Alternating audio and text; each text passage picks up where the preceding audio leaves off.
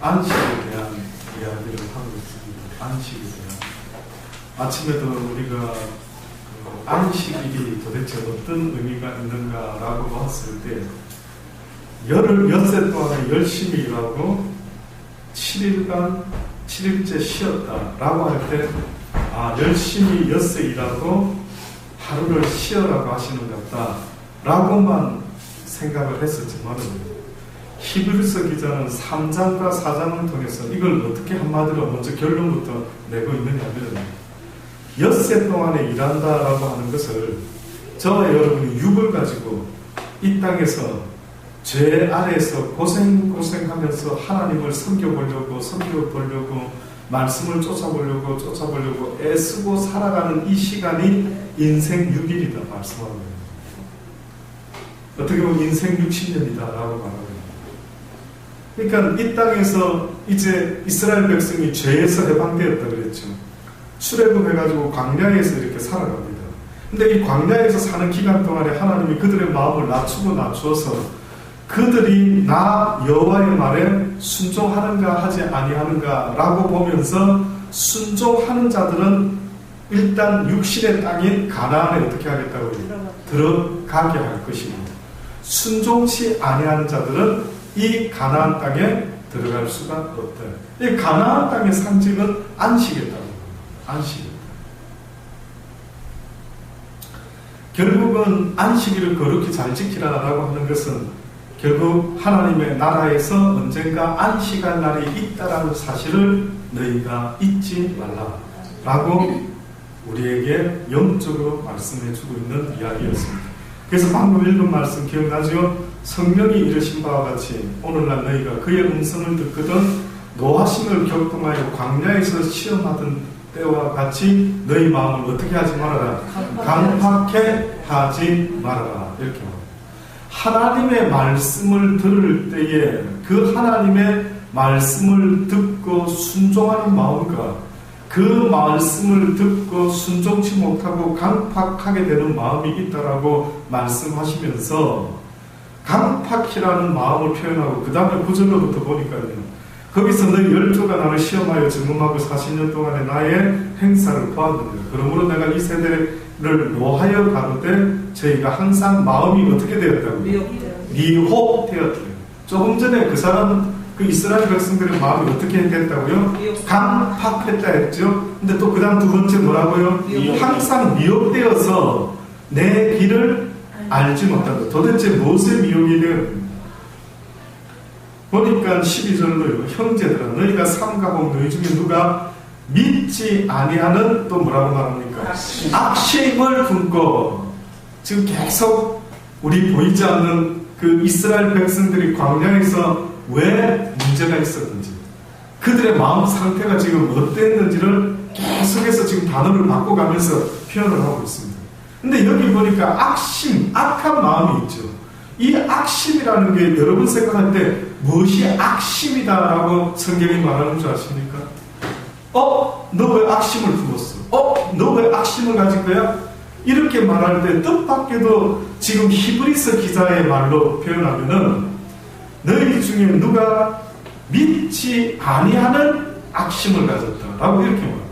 그러니까 가장 나쁜 마음은 하나님을 믿지 않는 마음. 세상에서 저는 나쁜 마음이 우리는 살인자의 마음 여러 가지 예를 들죠. 근데 히브리서 기자가 말하는 건 어머나 저 인간은 왜 저래 마음이 악해? 왜 저렇게 악한 마음을 가졌어? 근데 뜻밖의 그 마음이 어떤 마음인데 보니까 그가 하나님의 말씀을 들을 때 강팍한 마음으로 미혹된 마음으로 악에 미혹된 마음으로 그 말을 듣고 어떻게 한다고요? 하나님을 믿지 않아요. 순종하지 않는 거예요. 그러니 하나님의 말씀이 전파되었을 때 듣고 애통해하며 그러면 내가 어찌하면 좋을까? 라고 하는 사람과 거절하는 사람의 마음이 하나님 앞에서는 사람 앞에서는 별거 아닌 것 같아 보이지만 하나님의 보시는 기준에는 심히 악한 마음을 가졌고 그러면서 이제 히브리서 기자가 재차 이야기를 합니다. 오직 오늘이 오늘이라 일컫는 동안에 매일 피차 어떻게 하라고요? 권면하여 너희 중에 누구든지 죄의 유혹으로 강팍해 됨을 면하라. 이게 바로 영적 비밀 중에 또 다른 비밀입니다. 어떤 사람의 마음이 강팍하다라고 할 때에 왜 저 사람 마음이 저렇게 강팍하게 되었을까라고 할 때 그 사람이 누가 봐도 일반적으로 강팍해 보이는 데는 이유가 있는 거예요. 도대체 왜 상식적인 이 모든 것을 하지 않고 뭔가를 향해서 질주하는 어떤 사람의 모습 속에 어머나 저 사람이 왜 저렇게 강팍할까? 왜 저렇게 자기가 생각하는 거 하나만 가지고 모든 것은 다 무시해버리고 인생을 살아가고 있을까? 라고 하는 저 뭔가 고지식하고 아주 막 저돌적이고 돈키호테 같고 강팍해 보이는 그들의 모습에는 분명히 무엇인가가 그 마음을 뺏었는데 죄가 그 마음을 유혹한 증거다. 이게 히브리서 기자가 지금 계속해서 광야에 있는 이스라엘 백성의 마음을 그때 그들의 마음뿐만이 아니라 지금 살아가는 오늘이라고 말하는 이 순간에도 지금 모든 인간에게 똑같이 이런 일이 일어나고 있대요. 그러니까 성경의 이야기는 역사의 이야기가 아니라 오늘의 이야기라는 사실. 이게 진리입니다. 진리라는 것은 한 시대에서 유행처럼 시작되었다가 유행처럼 끝나는 것은 혹시나 패션은 그러는지 모르겠어요. 패션.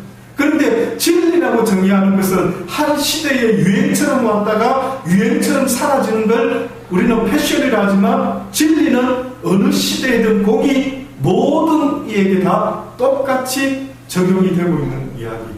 이게 바로 성경의 말씀, 곧 진리다. 그러니까 이 일들이 지금도 일어난답니다. 인간의 이 마음의 상태가 그 당시 때 광야에 있었던 그들의 마음이나 지금 이 세상을 살아가는 우리의 마음이, 그래서 오직 오늘이라 일컫는 동안에 매일 피차 어떻게 해라. 권면에서 너희 중에 누구든지 죄의 유혹으로 인해서 내 마음이 강팍해지고 이제는 자비가 없고 긍휼이 없고 사랑이 없고 모든 일에 있어서 오히려 잔인하고 악독하고 한 이런 상태의 모습은 이미 그 사람은 뭔가의 유혹을 받은 상태에 있다라고요. 지금 저 사람이 왜 이래 나한테 저렇게 강팍하게 하지? 지금 저 사람은 왜 나한테 남편한테 아내한테 아이들한테 왜 저렇게 싸납게 하지? 왜 저렇게 악하게 하지? 뭔가에 미혹되어 있는 상태라는 거예요. 우리 볼 때는 설마 뭐 그런 것까지야 아니라 우리의 마음 상태가 죄의 유혹을 받지 않고서는, 그래서 피차 권면해라. 뭘 권면해라 하는 걸까요? 뭘 피차에 권면하라는 말일까요? 하나님을 믿을 수 있어요. 예, 하나님의 말씀에 순종해라. 우리가 시작할 때에 확실한 것을 끝까지 견고히 잡으면 그리스도와 함께 참여한 자가 되리라. 성경에 읽었을 때 잘 들어보십시오. 오늘날 너희가 그의 음성을 듣거든 노하심을 격동할 때와 같이 너희 마음을 강팍하게 하지 말라.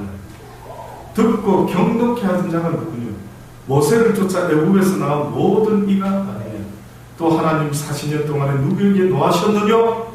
범죄하여 그 시체가 광야에 엎드린 자에게가 아니냐? 또 하나님이 누구에게 맹세하사 그의 안식, 하나님의 안식에 들어오지 못하리라 하셨느냐?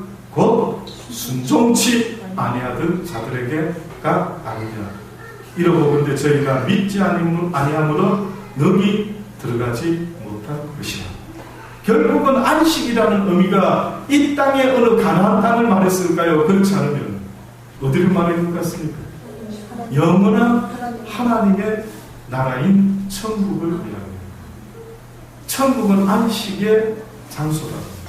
그러니까 우리가 이 땅을 살 때 육이 있는 한은 죄 아래 살아가는 이 사단에게 넘어간 우리 이 육체 덩어리를 가지고 지금 하나님을 섬기는 우리의 심령이 어떻게 보면 이 땅에서는 평안이 있다 없다. 온전한 평안이 없다. 인정하십니까? 피곤하죠. 사는 게 피곤하지 않습니까? 안 피곤한 사람 있습니까? 저만 피곤합니까? 전 피곤합니다. 뭐 당뇨 때문에도 피곤하고 뭐 이것저것 다 피곤합니다. 그냥 빨리 어떻게 보면 좀 정말 진정한 힘을 한번 쉬어봤으면 좋겠어요. 사는 거 보면은 그죠? 뭐 자식 때문에 또 신경 쓰고 남편 때문에 아내 때문에 뭐 사업 때문에 뭐 먹고 살아야 될까 뭐 또 앞으로 어떤 일이 벌어질지도 모르고 하여튼 하루하루 살아가는 인생이 어떻게 보면 쉼이라는 것이 없이 그래서 보면 성경에요 안식을 지키라고 했지만 엿새 동안에 어떻게 했습니까? 열심히 일을 해라. 열심히. 성경에 보면은 아담에게 선악과를 따먹은 아담이 쫓겨날 때에 뭐라고 했습니까? 네가 아무리 땅을 열심히 파고 어떻게 해도 먹고 살기가 심히 힘들 거다. 네가 네 아이들 아내 먹이고 살리고 하는 일이 아주 녹록지가 않다. 오히려 땅은 먹을 걸 내지 않고 가시와 은커피를 내게 될 것이다. 그러니 하나님이 아예 지금 말씀하고 있는 겁니다.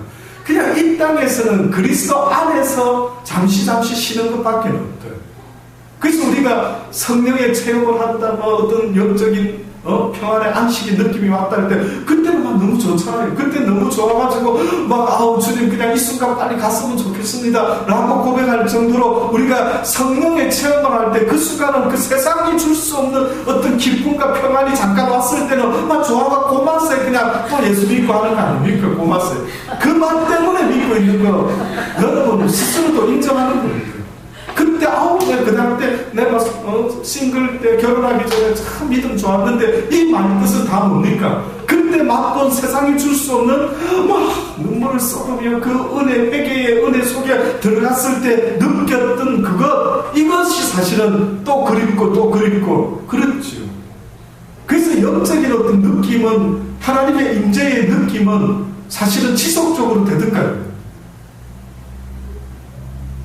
그 지속적으로 안 됩니다.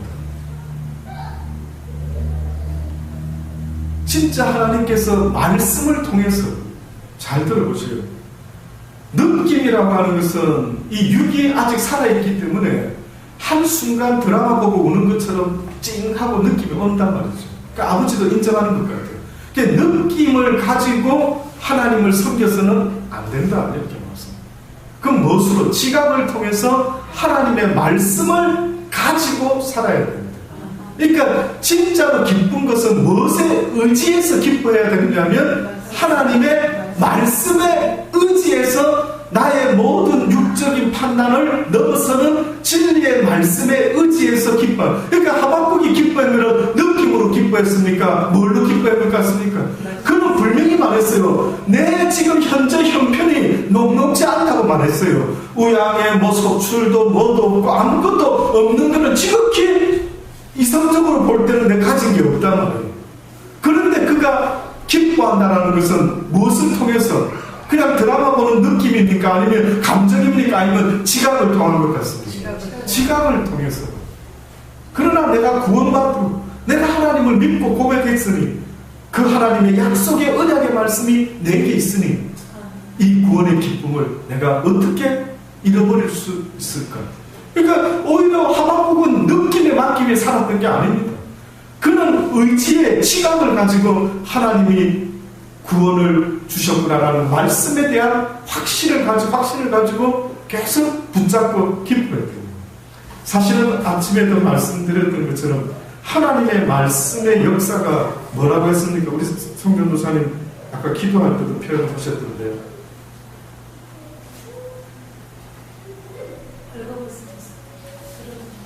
예. 하나님의 말씀은 어떻다고 그랬습니까? 예, 살아서, 운동력이 있어 우리의 마음과 생각과 관절과 골수를 찔러 쪼개기도 하고 우리의 심령을 어떻게 하신다? 감찰하신다.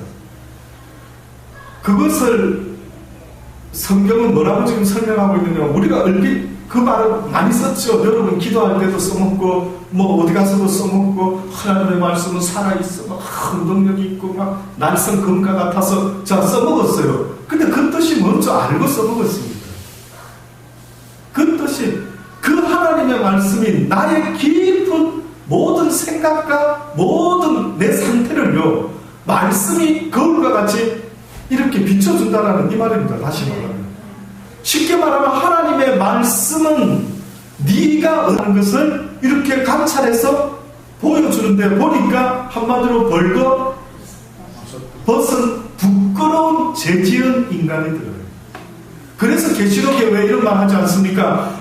나는 부유하다, 나는 괜찮다, 나는 넉넉하다, 나는 가진 게 많고 옷도 많고 나는 뭐 전혀 부끄러울 게 없다라고 했을 때 뭐라고 지적했습니까? 너 벌거 벗은 것을 왜 보지 못하느냐? 안약을 사가지고 네 눈에다가 발라가지고 네가 얼마나 벌거벗고 있는지를 이제는 보아라. 그래서 성경에 아담과 하와가 선악과를 따먹었을 때 맨 처음에 눈이 밝아져가지고 뭘 봤다고요? 자기들이 벌거벗은 것을 보았다고요. 자, 그러면 보세요. 벌거벗은 걸 보았으면 곧장 어떤 일이 있었어야만 합니까? 회개를 했었어야 되죠. 근데 뜻밖에도 벌거벗고 나니까 보니까 부끄러우니까 한쪽 사람은 회개하는 사람이 있을 수 있고 한쪽 사람은 오히려 죄를 지니까 어떤 증상이 일어났습니까? 회개가 안 되니까 어떤 증상이 일어나요? 하나님의 낯을 피하고 이것을 감추려고 무화과 이파리를 따가지고 무화과 나무 밑에 숨어버린 거예요. 그러니까 복음이 전파되면 반응하는 사람이 두 부류가 생깁니다. 딱 듣고 깨달음을 찔림을 받고 내가 이렇게 살았구나. 안 되지 하고 나오는 부류가 있고 한 부류는 듣고 어떻게 한다고요? 나오죠. 기분 나쁜 겁니다. 에이, 세상에 나같이 죄 안 짓는 놈이 어디 있는데 근데 뭐 저 목사는 자꾸는 저런 소리 하지? 뭐 저렇게 자꾸 지적해서지? 뭐 지는 잘났나? 이러면서 이상하게 똑같은 하나님의 말씀을 듣는데 한쪽에는 자기의 부끄러움이 드러났는데 회개하지 않고 하나님의 그 이야기가 듣기 싫은 겁니다. 숨어버렸어요. 그러니까 선악과를 따먹었을 때 일어난 게 가장 기본이 두 개입니다. 첫째는 따먹지 말아야 걸 따먹었기 때문에 죄를 얻게 된 것과 이제 선악을 아는 일이 생김으로 눈이 밝아져 버린 거였어요. 그래서 이제 인간들은요, 선과 악이 무엇인지를 알게 되고 말았습니다. 근데 이게 좋은 것 같지? 이게 좋은 것 같습니까? 여기가 살아갈 수가 있어. 만약에요, 민서, 민우, 민찬 했을 때 민서의 나이에서요, 민서의 나이에서 민찬의 나이에서 어떤 일을 했을 때 똑같이 했는데 집사님이 봤을 때 민서는 용서해 줄 수도 혹은 그 반대로 용서 못할 일이 있고 민찬은 용서를 해줘요. 만약에 또다시 말하면 민서도 같은 짓을 저질렀고 민찬도 같은 일을 저질렀어요. 근데 집사님이 민찬은 용서를 해주고 민서는 족쳤어요. 그 대가를 치러줬어요. 제가 한번 여쭤볼게요. 와, 왜 그랬을까? 왜 그랬을까? 어리니까. 이 복을 조금 다시 말해서 말씀에 순종하니까 받아들이고. 아닌데. 잠깐만요. 민서는 어떤 차이가 있습니까? 민찬하고. 나이 차이가 한 10살 가까이 난단 말이죠. 근데 어떤 일을 저질렀어요. 쉽게 말하면은 엄마가 하지 말했는데 민찬한테도 하지 말했는데 이 두 녀석이 저질렀어요. 근데 민서의 엄마가 민찬은 용서해줬는데 민서를 족쳤단 말이에요. 알고도 알아들을 나이인데. 알고도 죄를 지었기 때문에. 그렇죠. 그러니까 다시 말하면 민찬이가 용서받을 수 있었던 것은 뭐 때문이었습니까? 아직 어려서 뭘 잘 모른다고 인정을 할 때는 민찬이의 기준에 봤을 때는 엄마가 봤을 때 얘는 용서해줘도 된다. 요 정도는. 아직 잘 모르니까. 맞습니까? 근데 민서가 꽤 알만한 나이고 오히려 동생한테 모범이 되어야 되는 아이가 그렇게 행하지 못하고 했다라고 하는 것은 그를 대가를 치러줬다라는 것은 민서는 어떤 수준에 있기 때문에 그 대가를 치러줘야만 했다. 민서 너는 이 정도는 어떻게 해요? 알 수 있다 이거예요. 잘 생각해 보세요. 결국 선악을 아는 일에 인간이요 원래 선악의 그 어떠한 권한은 누구한테 있었겠습니까? 하나님께. 하나님만이 선과 악의 그 어떤 기준을 갖고 있었던 겁니다. 인간에게는 없었던 거예요. 그 말은 뭐냐면은 인간에게 기준이 없었다라고 하는 것은 다시 말하면은 하나님만이 그 기준을 갖고 인간을 대해줬다라고 한다면 인간의 어떤 일에도 어떻게 보면 우리는 무조건 용서받을 수 있는 입장이 있다. 무조건. 잘 생각해 보시죠.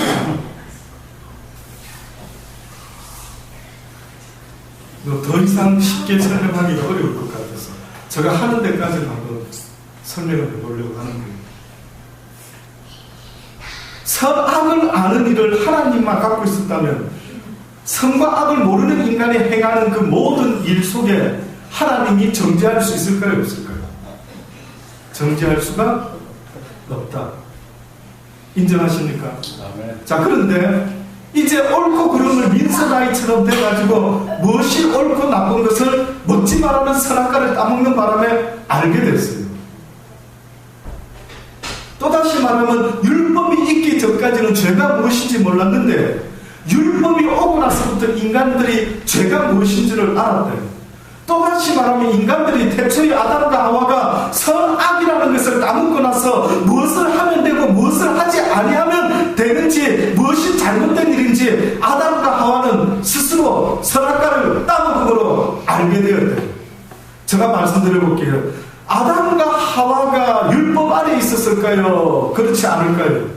도대체 아담과 하와는 무슨 법 아래 있었을까요? 율법은 언제 시작했습니까? 모세 전 시대 사람 같으면 그러면 그들은 어디 아래 있는데? 그들은 무슨 법 아래 있는데요?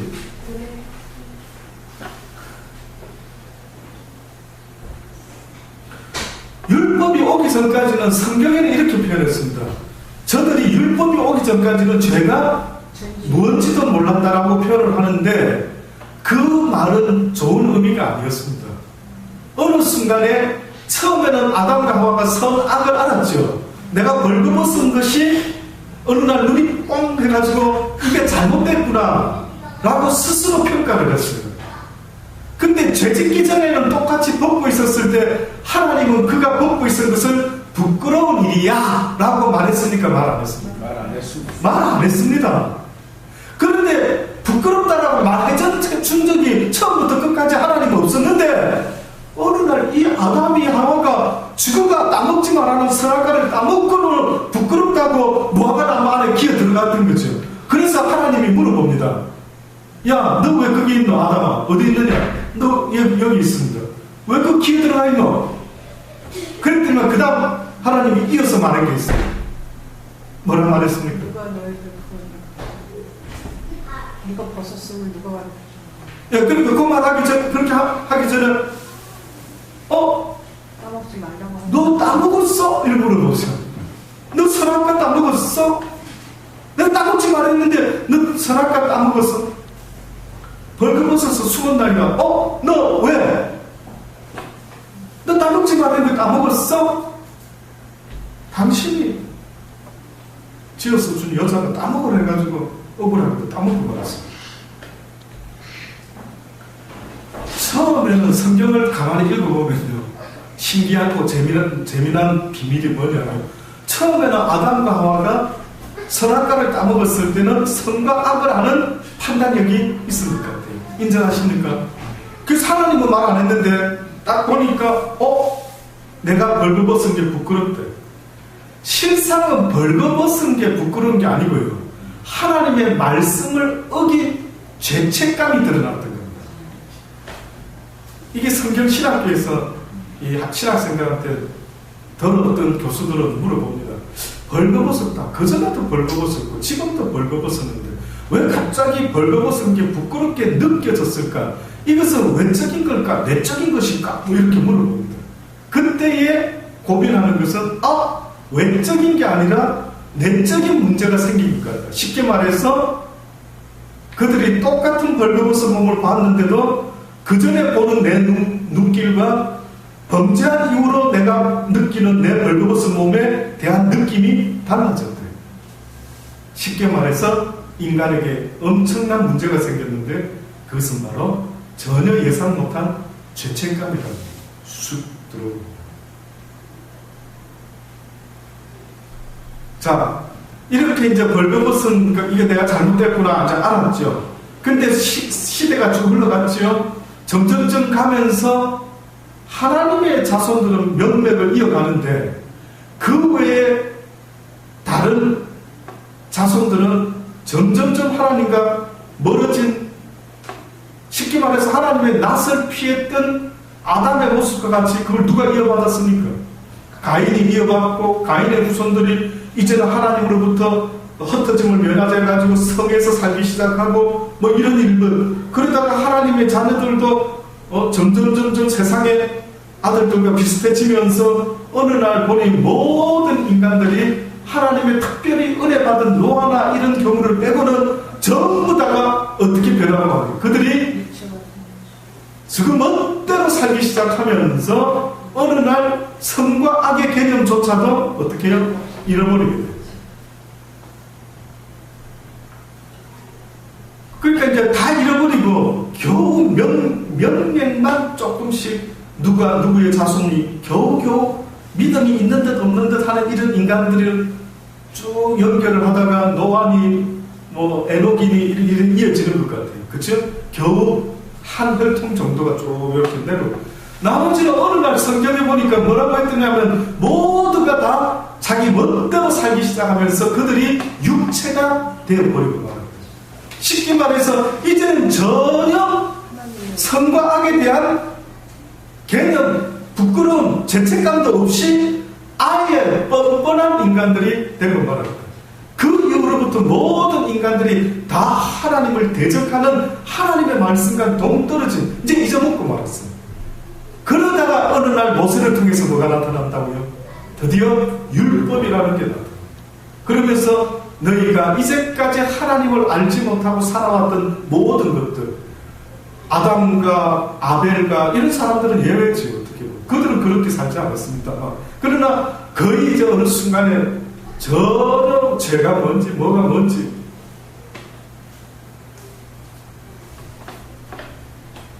사실은 세상의 역사를 이렇게 자손을 쭉 훑어보면 이 땅에 이렇게 번성한 자손들 아브라함을 통해서 엄청나게 번성이 됐습니다.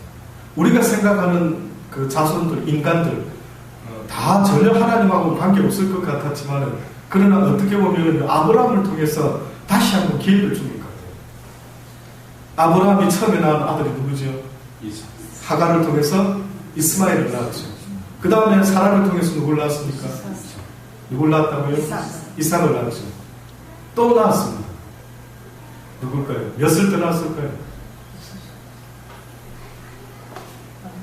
그가 사라 이후에 한 여인을 취하게 됩니다. 그 여인의 성은 그신데 그두라라고 하는 여인의 이름을 들어보셨나요? 그두라라고 하는 여인이 있어요. 이 여인에게서 아들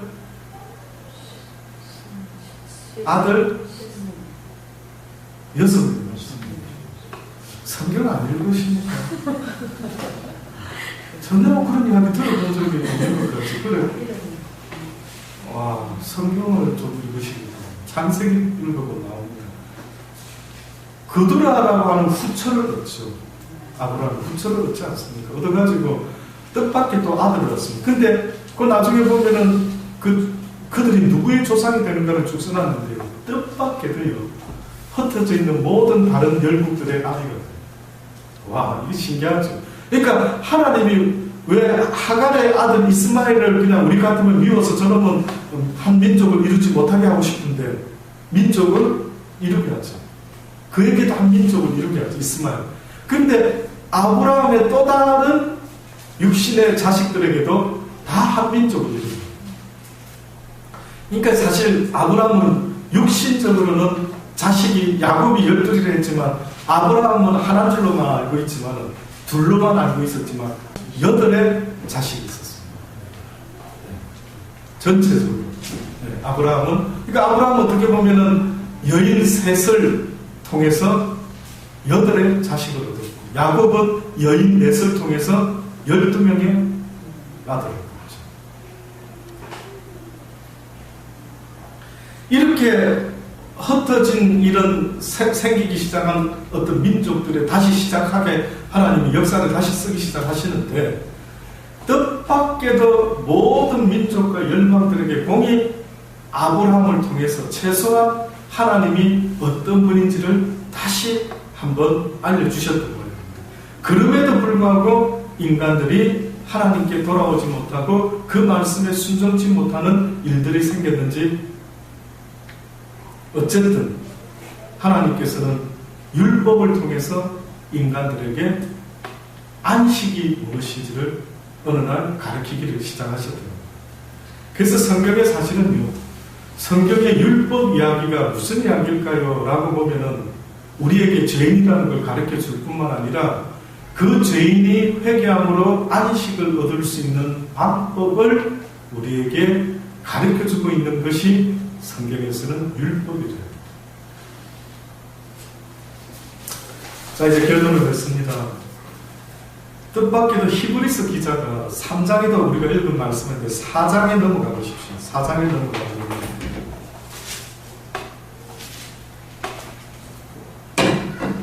그러므로 우리는 두려워할지니 그의 안식에 들어갈 약속이 남아 있을지라도 너희 중에 혹 미치지 못할 자가 있을까 하니라. 저희와 같이 우리도 복음 전함을 받은 자이나 그러나 그 들음과 말씀이 저희에게 유익되지 못한 것은 듣는 자가 무엇을 파악치 아니함이라고요? 믿음을 파악치 아니함. 이게 엄청나게 지금 현실의 문제입니다. 좋은 땅에 뿌려진 씨앗이라고 설명할 때 좋은 땅은 어떤 밭이라고 했습니까? 어떤 마음의 상태라고 설명했죠? 성경에 예수님이 길가밭에 있었던 마음 상태, 돌짝밭에 있었던 그 사람의 마음 상태, 가시덤불에 떨어졌던 그 밭의 마음 상태, 옥토에 뿌려진 마음 상태를 설명할 때 옥토에 뿌려진 자의 마음 상태를 성경은 예수님은 뭐라고 설명했습니까? 말씀을 듣고 그대로 무슨 마음으로 그 말씀을 듣는 거였습니까? 착하고 예, 좋은 마음으로 착하고 좋은 마음으로 말씀을 받았다. 왜 어린아이와 같이 아니하면 잘 들어보십시오. 성경에서 계속 이런 영적 비밀을 다 연결을 시켜놨는데 그 의미가 뭐였는가 들여다보니까 너희가 돌이켜 어린아이와 같이 아니하면 하나님의 나라에 어떻게 해요? 들어올 수 없고 또 말하기를 너희가 어린아이와 같이 천국에서 누가 크니까 라고 하니까 어린아이와 같이 너희가 오히려 섬기는 그가 하늘나라에서는 큰 자다라는 거예요. 그러면 어린아이라고 자꾸 주님이 한 예를 드셨는데 어린아이의 특징은 뭐냐면은 아버지의 말을 듣고 순종하는 자가 어린아이입니다.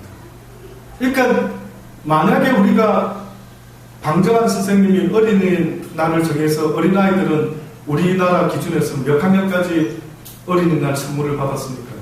저는 기억에 국민학교 6학년 때까지 중학교 가니까 머리 빡빡 깎고 중학교를 들어갔는데 왜 그때 머리를 빡빡 깎이는지 참 덧깎으로 들어가는지 모르겠어요. 국민학교 때 머리를 길렀는데 그 당시 때 중학교 갈 때는 왜 머리들을 다 일본식으로 깎은 것 같아요. 그래서 아주 기분이 정말 남달랐습니다. 근데 또 달라진 거는 어린이날 때 국민학교 때까지는 선물을 받았는데 1년 차에 그냥 그 다음부터는 중학생이라서 선물을 받지 못했던 거예요. 과연 어린아이의 기준이 어떨까? 어떨 것 같습니까? 누가 그 나이를 정했죠? 여러분 생각할 때 성경이 어린아이다라고 말하는 것은 무엇으로 기준을 삼았더라고요? 여러분 생각할 때 성경에서 기준은 뭘까요? 예, 성경에서 기준은 세상의 나이가 아니라 무엇으로요? 그 사람의 마음 상태에 따라서 구별하기를, 그가 세상에 대하여 어린아이와 같은 마음을 가졌구나, 그가 세상에 대하여 지혜롭고 슬기롭다고 하는 어른의 마음을 가졌구나, 이 두 가지로 나눴습니다. 근데 뜻밖에도 성경은 누구를 칭찬하느냐 하면 어린아이 같은 때묻지 않은 마음을 말하는데, 뜻밖에도 때묻지 않은 어린아이 마음이라는 것은 무조건 어리숙하고 착한 일을 말한 것이 아니었습니다. 보니까 하나님의 말씀에 어떻게 하는 자? 순종하는 자. 어리석은 자가 순종할 수 있습니까? 여러분 생각할 때 하나님 말씀에 순종한다는 것은 도대체 어느 정도가 되어야 될까? 어떤 상태가 되어야 될까? 뜻밖에도 강한 사람이 순종할 수 있을 것 같습니까? 의지력이 강한 사람, 막 독하고 집념이 있는 사람, 얼핏 보면 이런 사람들이 뭐 하나 결심하고 아버지 말씀에 따라야지 이렇게 할 것 같지만은요, 하나님이 요구하는 모습은 어린아이같이 당연히 믿어 의심치 않을 수 있는 그런 마음을 갖기를 원합니다. 이게 어린아이같이 순종하는 거예요. 어느 날 어떤 아이가 산에 가다가요, 산행을 이렇게 아마 가족들하고 가다가 발을 헛디딘 모양입니다. 그 집 아들이. 그래가지고 떨어져서 어찌 됐나 몰라가 다들 걱정하고 난리가 났습니다. 근데 보니까 거의 지상에 가까운 어느 나무를 딱 붙잡고 그 아이가 버티고 있는 거예요. 그 아빠가 한숨 났죠. 큰일 날 뻔했구나. 근데 이 아이는 겁에 질린 거예요. 겁에 질려가지고 막 뿌리를 손 한번 붙잡고 울고 아빠 살려주세요 울고 있습니다. 그 아빠가 드디어 산 밑으로 내려갔습니다. 예, 철수야, 그 손 놔, 아빠가 밑에서 받을게, 이렇게 했다. 쉬운 이야기입니다. 그쵸? 만약에 그 아이가 당연히 아빠 말을 믿는다고 하면 손을 놓을까요, 놓지 않을까요? 놓을 때 그 아이는 이렇게 생각할 수 있습니다. 이러다가 나 죽을 수도 있는데, 그쵸? 자기 판단에서는, 내 기준에서는 밑은 안 보이고 어찌할 거고, 그런데 밑에서 들리는 소리가 얘야 손을 놔라, 아빠가 너 받아줄게. 이게 사단이가 예수님한테 써먹은 거거든요. 예수야 뛰어내려라. 그럼 성경에 보니까 천사들이 네가 하나님 아들이라면서 발로 착 받아준다면서 이렇게 시험을 했더니, 똑같이 만약에 야 뛰어내려봐라, 아빠가 받아줄게 라고 했을 때 그 아이가 그 말을 듣고요, 뛰어내리는 그 아이의 모습을 성경은 뭐라고 표현했냐면 어린 아이와 같다. 네가 착하고 좋은 마음을 가졌다. 그래서 성경에서 이거를 이렇게 표현을 했더라고요. 네가 꼭 내 말대로 살면은 굶어 죽을 것 같다. 나 이러다 죽는 거 아니야? 이 성경 말씀대로 살아가면 나 죽는 거 아니야? 라고 하는데 에라, 죽으면 죽으리라 하고 손을 놓는 것과 같이 하나님의 말씀에 순종하는 그 마음을 가리켜서 아버지는 착하고 좋은 마음으로 하나님의 말씀을 받는 자가 30배, 60배, 100배의 결실을 맺게 됩니다. 근데 그 표현을 지금 히브리서 기자가 뭐라고 표현을 했느냐면 그것이 바로 뭐가 있는 자이다. 믿음이 있는 자이다. 그 말씀에 순종하는 자의 모습을 믿음 있는 자. 그래서 아브라함이 꼭 어른인데 아이같이 갈 바를 알지 못하고 그가 본토 친척 아비의 집을 떠났다라고 말했습니다. 이미 믿는 우리들은 저 안식에 들어가는 거다.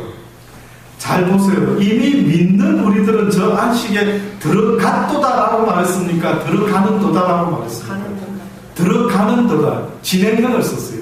ing, 우리가 말하는 진행형. 쉽게 말해서 믿음을 가진 자가 점점 그에게 다가오고 있는 어떤 일이 있는데 그는 드디어 안식에 점점 가까이 가고 있다라고. 믿는 우리는 내가 노하여 맹세한 바와 같이 저희가 내 안식에 들어오지 못하리라고 하나님이 하셨답니다. 노하셔서. 하였으나 세상을 창조할 때부터 그 일이 어떻게 했다고요? 이루어집니다. 다시 말하면 세상을 창조하셨을 때부터 하나님이 이미 그 일을 이루어 놓으셨대요. 그래서 성경에 보니 하나님이 제7일에는 어떻게 하셨다고요? 쉬셨어요. 안식하셨어요.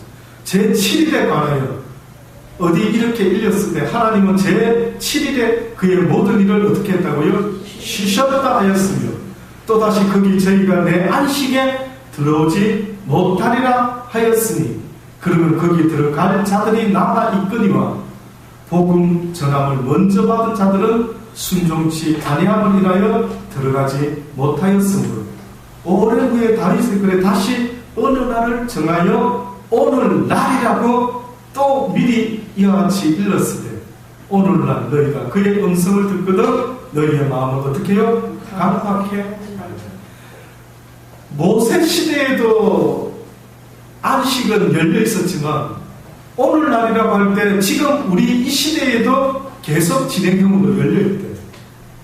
어떤 이는 안식에 들어가고 있는 이가 있고 들어간 이도 있고 또 들어와야 될 이가 있는데 어떤 이는 안식에 들어올 수가 없다고 못 들어가게 될 자가 있다고 그랬죠. 누가 못 들어간다고요? 오전에 또다시 저희가 내 안식에 들어오지 못하리라 하였으니 그러니까 어떤 사람들은 하나님의 진노를 바래가지고 못 들어오게 되고 말았습니까? 가나안 땅에 누가 못 들어갔습니까? 하나님 말씀을 믿지 않고 부정했던 첫 세대들이 다 죽어버린 거예요. 그러니까 이 이야기는 가나안 땅 이야기를 하는 걸까요? 지금 천국을 이야기하는 거예요.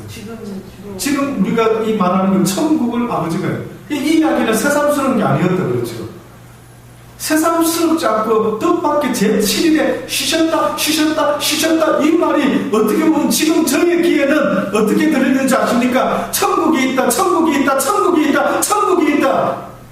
아담아 하와야 회개하라. 천국을 잃어버리지 말아라. 너희가 에덴 동산에서 쫓겨났다라는 그 의미는 에덴 동산에서는 이 땅에서는 쫓겨날 수 있을지 몰라도 너희가 천국이 있다라는 사실을 잊지 말아라. 내가 7일에 안식했다. 이걸 히브리서가 유일하게 설명하고 있습니다. 성경 다른 데 어디를 뒤져봐도요 이 안식에 대한 설명이 전혀 없는데 이 히브리서 기자가 지금 3장과 4장을 통해서 우리에게 설명을 하고 있습니다. 거기 들어간 자들이 남아있거니와 못 들어간 자도 있지만 그러나 남아있는 자도 있고 복음 전함을 먼저 받았던 유대인들은 그들이 뭐 하지 않았기 때문에 못 들어갔다고요? 순종치 아니하므로 오래 후에 다윗 그래서 다시 어느 날을 정하여 오늘날 그 진리는 그때나 지금이나 앞으로나 어느 시대를 막론하고 지금 하나님이 오늘날 기 있는 자는 들으라고 말하는 이 진리의 말씀을 제발 좀 들으라.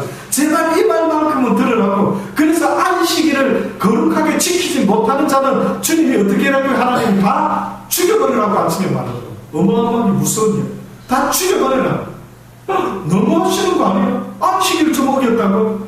그게 무슨 말입니까? 거룩치 못한 자들 다 아예 육은 죽어도 영은 살려라 이 말입니다. 너희가 육은 죽어도 영은 살아야 되는데 나 여호와의 계명을 왜 순종치 아니하느냐? 이 의미 속에는 엄청난 뜻이 있는데 안식일을 거룩히 지켜라라고 이렇게 말하고 있는 것은 꼭 제가 볼 때는요 처음에 사람들이 선악과를 따먹지 말아라고 말했죠. 그렇게 말했던 것과 그 다음에 예수님이 오기 전에 중간에 보면 뭐 하나가 또 다른 게 있었다 한다면 제가 봤을 때는 안식일 같아요. 처음에는 아담과 하와에게 선악과를 따먹지 말아라. 먹으면 죽는다. 근데 그 다음에 또 죽는다. 이렇게 그걸 막 주시는데 뭘 줬나 보니까 안식일을 거룩히 지키지 않는 자는 다 죽여버려라. 라고 이렇게 또 말합니다. 그러다가 나중에 예수님이 왔을 때 또 뭐라고 말합니까? 예수를 믿지 않는 자는 모든 자들이 다 멸망한다.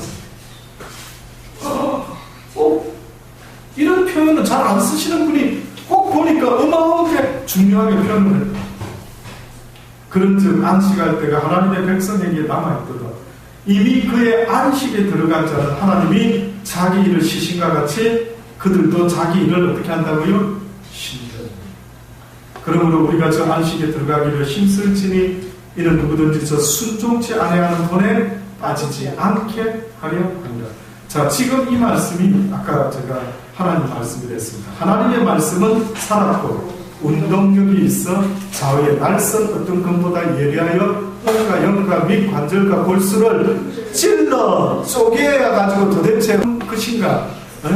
아주 소머리 같으면 찔러 쪼개서 뭐 소머리 국밥이라도 이렇게 만들어낼 텐데 도대체 주의 말씀이 인간의 머리를 관절을 골수를 혼을 영을 찔러 도대체 쪼개야 가지고 그리고 또 마음의 생각과 뜻을 감찰하니 지으신 것이 하나라도 그 앞에 나타나지 않음이 없고 오직 만물이 우리를 상관하시는 자의 눈앞에 벌거 벗은 것 같이 드러나는다.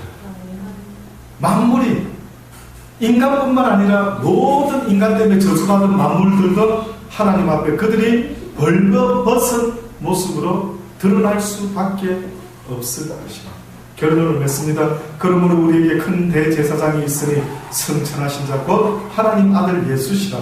우리가 믿는 도리를 굳게 잡을지어다. 믿는 도리를, 믿음의 도리를, 믿음이 거저 생긴 게 아니죠. 무엇인가 말씀을 듣고 우리는 믿음이 생겼죠. 그래서 그 믿음을 지금 붙잡고 살아가라 이렇게 말을 하고 있습니다. 결국 믿음을 붙잡고 있다는 말은 하나님의 말씀을 붙잡는 것이요, 하나님의 말씀을 붙잡는다는 것은 하나님의 말씀에 순종하고 살아가는 그 모습이 네가 지금 네 믿음을 붙잡고 살아가는 자의 모습이라는 사실을 잊지 말고 우리가 믿는 도리를 굳게 잡을지어다. 우리에게 있는 대제사장은 우리 연약함을 체험하지 아니하는 자가 아니요 모든 일에 우리와 한결같이 시험을 받은 자인데 죄는 없으시니라. 이러므로 우리가 긍휼하심을 받고 때를 따라 돕는 은혜를 얻기 위하여 은혜의 보좌 앞에 담대히 나아갈 것이니라. 계속 그 말씀을 붙잡고 순종함으로 어떻게 하라고요? 그 아버지 앞으로 계속 나아가요. 멈추지 말아요. 뒤돌아보지 말아라. 비록 너희가 넘어지고 쓰러지고 때로는 잘못하고 하나님 말씀을 놓쳐가지고 이러면 안 되는데 하는 짓을 했다 할지라도 그 나오는 일을 멈추지 말아라. 멈추지 말아라. 회개함으로 또 나오고 감사함으로 또 나오고 찬양함으로 또 나오고 기뻐함으로 또 나오고 계속해서 오직 너희의 목표는 아무리 마라톤 선수가 가다가 자빠지고 쓰러지고 누가 물을 주다가 물을 너무 많이 먹든 물을 머리에 뒤집어 쓰든 멈추지 말고 도착할 때까지 뛰는 것과 같이 누가 돕겠다고요? 하나님의 긍휼하심으로 그가 우리를 도울 것이다. 그는 도울 수 있답니다. 왜?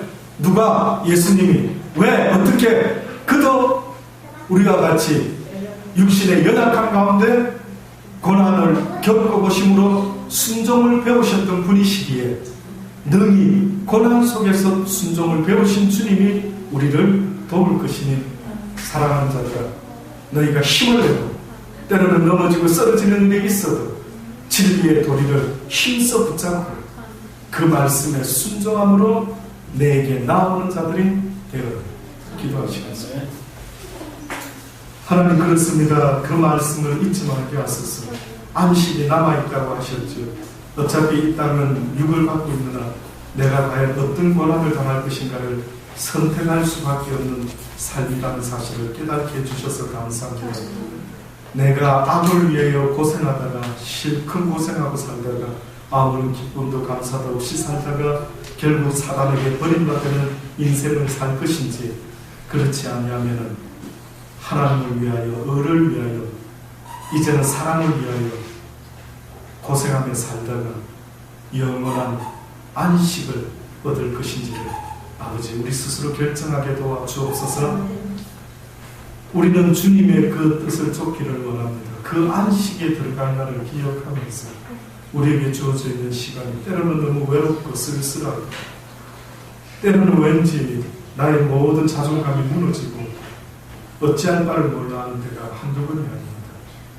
그래도 쳐다보고, 그래도 바라보고, 그래도 말씀을 붙잡고 주의 진리의 도리를 힘써 행하고자 순종함으로 아버지 앞에 한 걸음 한 걸음 나아가기를 원합니다. 주여 도와주신다고 약속하셨으니 잊지 마시고 주의 자비와 긍휼하심으로 날마다 저희들을 도와주옵소서. 그 나라 도착할 때 비로소 내 모든 짐을 내려놓고 주의 품 안에서 참 쉼을 얻을 수 있는 복된 날에 여기 있는 당신의 사랑하는 모든 자녀들에게 허락되어지게 하여 주옵소서. 주신 말씀 붙잡고 기도하는 시간 되시기를 바랍니다.